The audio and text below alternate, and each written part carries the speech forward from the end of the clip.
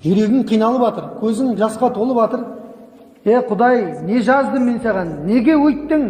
Неге бүйттің? Неге олай? Неге бұлай деген нәрселер бұл тағдырға наразылық сөздері деп аталады. Сен өзіңнің берген тағдырыңа не болуың керексің? Разы болуың керексің. Алланың әрбір жіберген сынағын көркем түрде күтіп алып, көркем түрде сабырмен не істеу керек? Шығарып салуың керексің. Өмірдің барлығы бірдей қиын кезеңдерден, қайғылы сәттерден тұрмайды. Сол сияқты өмірдің барлығы бірдей қуанышты кезеңдерден тұрмайды. Бірде былай, бірде былай.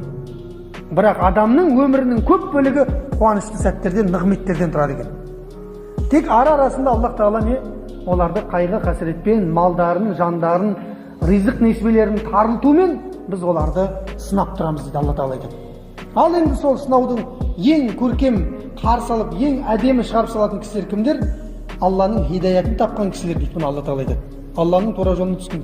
Бұлар сол нәрсе түскен кезде инна лиллахи ва инна илейхи раджиун деп біз Алланың мүлкіміз және оған барлығымыз қайтамыз деген нәрсені айту дейді.